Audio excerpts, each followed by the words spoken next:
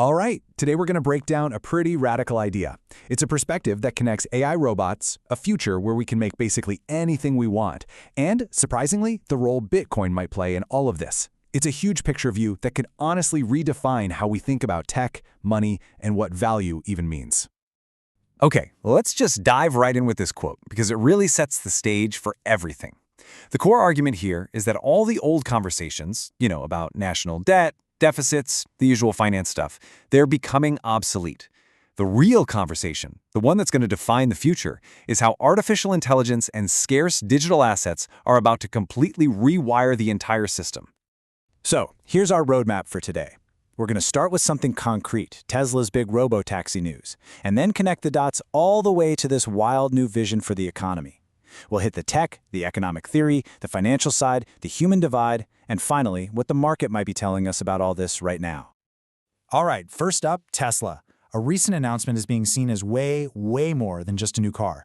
It might just be a pivotal moment for how intelligent machines start interacting with our actual physical world. So, to really get this, you have to understand a key difference. For the last couple of years, we've been playing with what you could call Stage 1 AI. Think ChatGPT.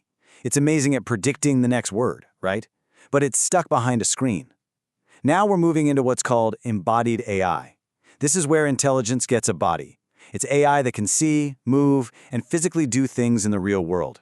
And that is a monumental leap. And that is why the Tesla announcement is such a huge deal. It's not just about a driverless car. People are calling it the ChatGPT moment for the physical world. Think about it. Just like ChatGPT blew everyone's minds and showed what language AI could do, robotaxis are about to show us all what AI can do when it's not trapped behind a keyboard. It's AI out in our cities, moving around. And check this out. The market's conviction is kind of stunning. Prediction markets, which are often scarily accurate, we're giving this a 99% chance of happening. A 99% probability that Tesla's robotaxis launch in Austin before this year is even over. I mean, for a CEO known for some pretty ambitious timelines, 99% basically means it's a done deal. It's happening. So what does this actually mean for us? Well, the immediate impact is pretty profound. We're talking about a service that could be 60% cheaper than an Uber, that could basically reset transportation costs overnight. It's also safer, right? No human error. It follows the rules of the road perfectly. And here's the kicker. This becomes a political force.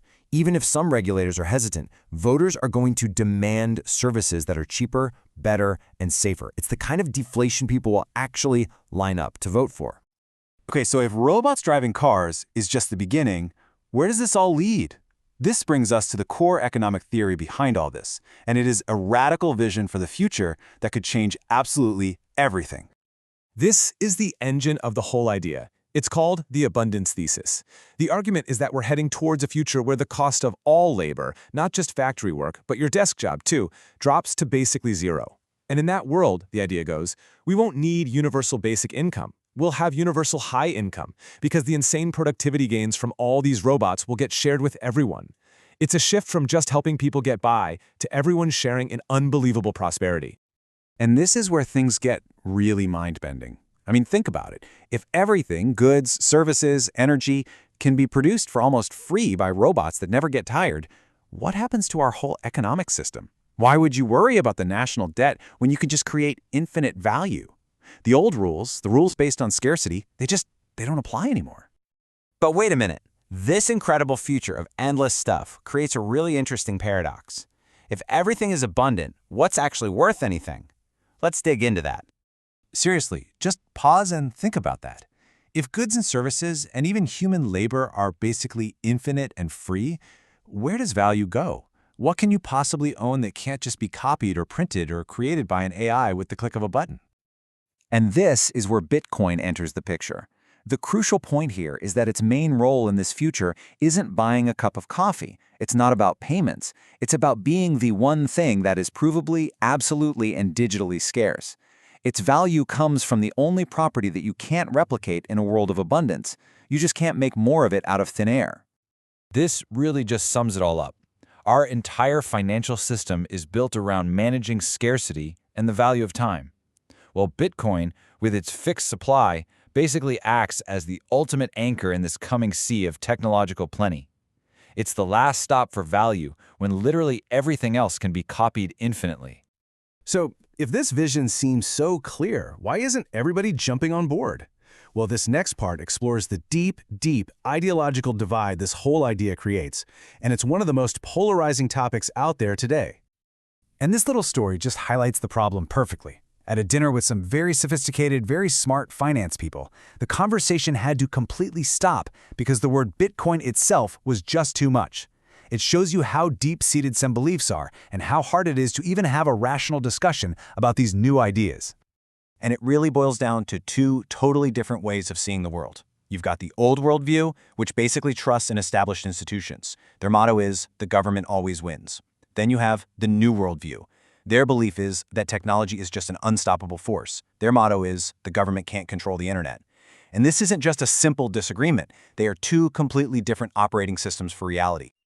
So, with these two competing worldviews, where do we look for clues?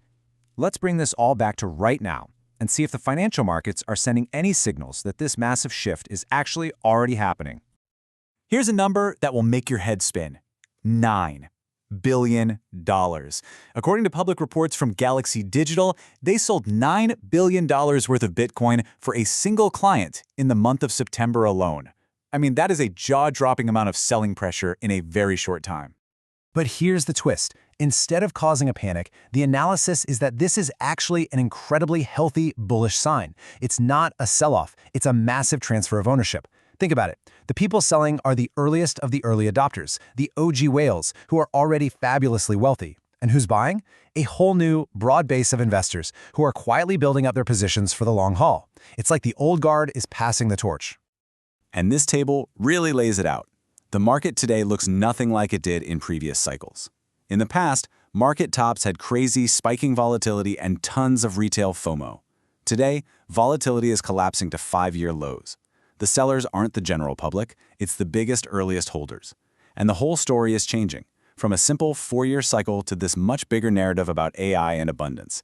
It really suggests a fundamental change is underway. And so, this leaves us with one final, pretty provocative thought. In a world where technologies like AI are squeezing decades of innovation into just months or weeks, do the old rules of boom and bust even apply anymore? And why this matters is because it forces us to rethink everything we know about investing. If the cycle itself is broken, then we're going to need a whole new playbook to understand value in this new age of AI and abundance.